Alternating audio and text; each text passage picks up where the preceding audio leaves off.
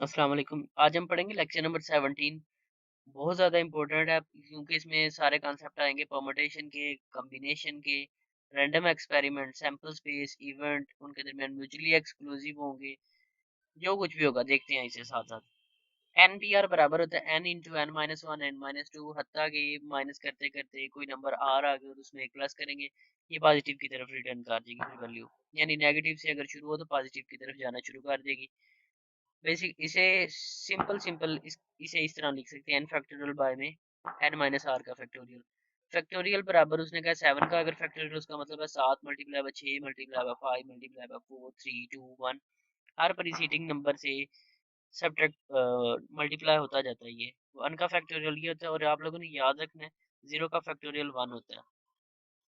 यहाँ पे उसने कहा है कि आपके पास अगर 4 चॉइसेस हो, ठीक है, तो उसमें से अगर आप 3 चॉइसेस ले लें तो आपके पास कितनी चॉइसेस आ जाएंगी। और फिर आपके पास अगर 2 चॉइसेस हो तीसरे ऑफिस के लिए, डायरेक्ट उसने कहा 4p3, 4 का कॉम्बिनेशन 3 के साथ लिया है, यानी 3 ऑफिसर हैं और आपके पास 4 जो है वो चॉइस हैं।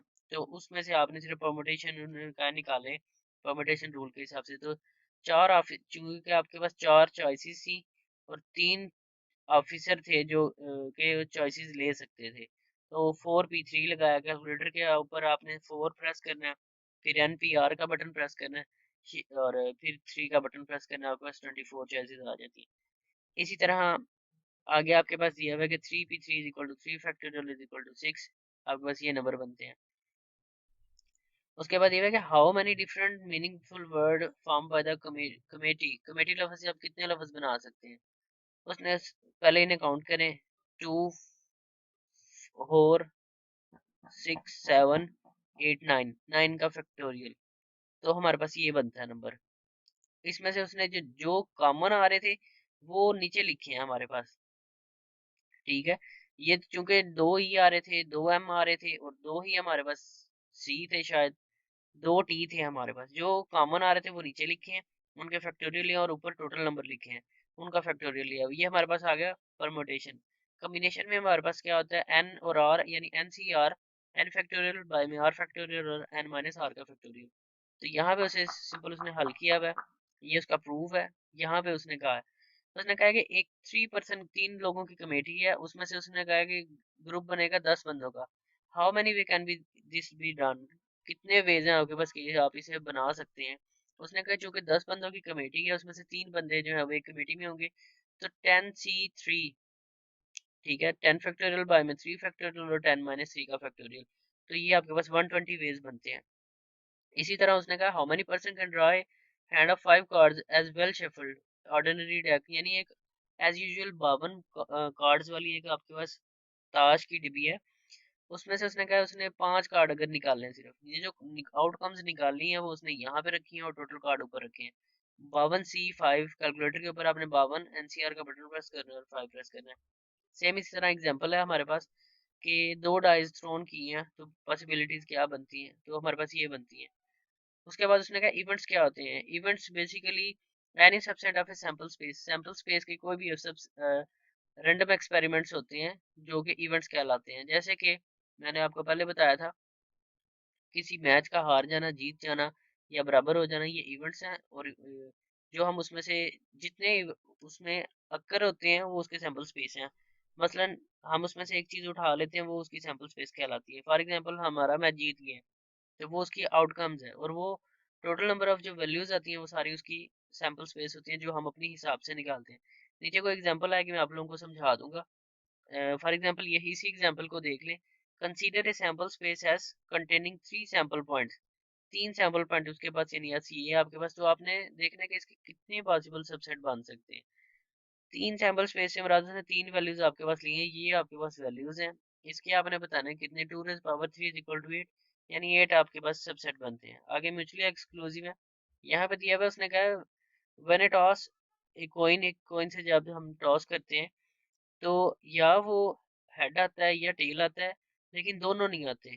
तो फिर ये क्या है, दो इवेंट्स हैं, लिहाजा ये म्यूचुअली एक्सक्लूसिव है। तो इसमें हम क्या करते हैं, हम एक वैल्यू में से दूसरी वैल्यू सब्ट्रैक्ट कर देते हैं। यहाँ पे उसने शेडेड किया हुआ है। लेक्चर नंबर 18 साथ ही शुरू कर लेते हैं। लेक्चर नंबर 18 में हमारे पास क्या है, यहाँ पे जो कि हम म्यूचुअली एक्सक्लूसिव पढ़ेंगे। तो इसमें P of A probability of first और माइनस प्रोबेबिलिटी ऑफ सेकंड करते हैं, इसलिए कि इसमें हम अपनी मर्जी की जो वैल्यूज हैं वो निकाल लेते हैं जो हमने निकालनी होती है। यहाँ पे उसने फर्स्ट की प्रोबेबिलिटी निकाली हुई है, नंबर ऑफ फेवरेबल आउटकम जो उसने चाहिए है वो निकालनी है, और जो उसने जितनी पॉसिबल बनती थी वो है, यानी पॉसिबल तो 52 कार्ड ही थे हमारे पास, लेकिन उसने 13 कार्ड के हिसाब से निकाला, क्योंकि 13 डायमंड होते हैं, 13 ही रेड होते हैं, 13 ही हमारे पास जो है वो मुख्तलिफ कार्ड है, यानी 13 के हिसाब से, यानी एक में दिल बना होता है, एक डिब्बियों वाले होते हैं, एक हमारे पास और होते हैं कार्ड, यानी टोटल 52 बनते हैं, उसमें 4 जोकर, 4 एस और बाकी दूसरे कार्ड, इस तरह करके उसने पूरे किए हैं card.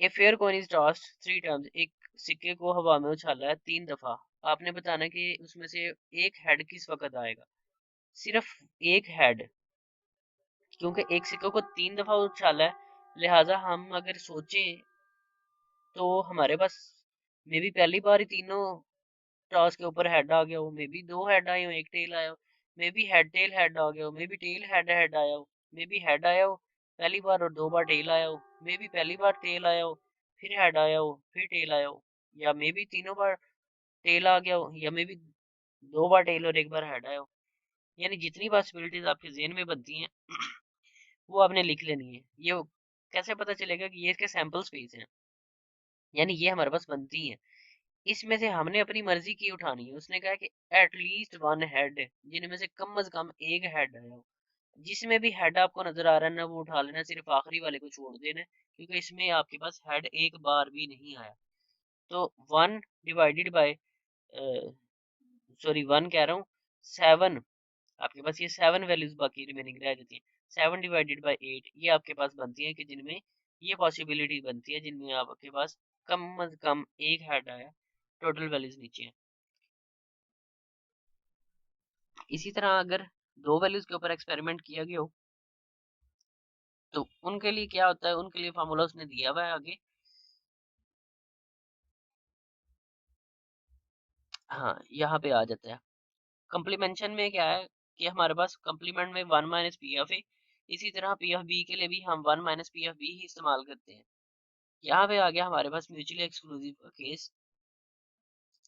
One card is selected at random from A deck of 52 playing cards, 52 card में से उसने कहा है कि हमारे पास क्या है कि that is the card is club, या कार्ड क्लब है, या वो फेस कार्ड है, या दोनों है। अब यहाँ पे जहाँ दोनों के केस आ जाए ना, वो आपने वहां पे माइनस का इस्तेमाल होता है, और ये पी इंटू इंटरसेक्शन बी आ गया हमारे पास बोथ के लिए। फर्स्ट प्रोबेबिलिटी के लिए उसने क्या कहा है कि 13 कार्ड होते हैं जो कि क्लब वाले हैं, और 13 ही कार्ड है हमारे पास, 12 कार्ड है हमारे पास जिनके ऊपर फेस होता है, शक्ल होती है, और यानी इसमें 4 आपके पास क्वीन आ गई, 4 ही जोकर आ गए, और 4 ही आपके पास किंग आ गए, यानी ये 12 फेस वाले कार्ड हो गए। इसी तरह 3 कार्ड आपके पास उसने कहा है कि तीन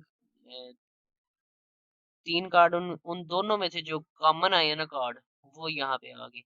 उसके बाद चूंकि उसने कहा चूंकि since 3 of clubs are also face card, उसने कहा जो 3 क्लब वाले कार्ड होते हैं ना वो भी फेस ही होता है उनके ऊपर, तो लिहाजा वो ये इसमें से आ गए, जो कॉमन आया वो यहाँ पे लिखी है। पहले की प्रोबेबिलिटी दूसरे की प्रोबेबिलिटी में से उन दोनों का रिजल्ट निकाल देते हैं। तो ये आपके पास फार्मूला है, ये आप लोगों ने करना है, और ये भी आ जाते हैं पेपर में। इसी तरह ये फार्मूला आपने देख के जाना है, नीचे वाला देख के जाना है, और प्रोबेबिलिटी पहले और दूसरे की निकाल के बाद में इसे हल कर लेना है। इसी तरह एक इस एग्जाम्पल को देख लेते हैं। उसने कहा है कि एक बैग के अंदर अगर 10 सफेद गेंदें हैं, 3 अगर काली हैं, और दूसरे बैग के अंदर अगर 3 सफेद हैं और 5 काली गेंदें, दो बालें अगर हम पहले में से दूसरे बैग में ट्रांसफर कर दें, या फिर देन 1 बॉल इज टेकन, तो फिर एक बॉल रह जाती है फ्रॉम द लेटर बाद में आने वालों में से। यहाँ उसने क्या किया है, उसने कहा है चूंकि 13 बॉलें थी उसमें से 2 अगर हम निकाल लें उस बैग में से तो हमारे पास ये आता है, और अगर 10 बॉलें हमारे पास हो उसमें से अगर हम 2 वाइट बॉल्स निकाल लें तो ये आता है। बाद में उसने डिवाइड किया हुआ पहले का हिसाब से, हर स्टेटमेंट के लिहाज से हर एक का रिजल्ट अलग लिखा हुआ है, तो ये उसने हल किया हुआ है, और बाद में उसने सिर्फ वैल्यूज पुट की हुई है। दो इवेंट्स के दरमियान ये मैं पहले बता चुका हूँ आप लोगों को। तो ये दोबारा नहीं समझा रहा, और यहाँ पे फिर ख़त्म हो जाते हैं आपके। बल्कि बाईस लेक्चर नंबर 22 भी देख लें।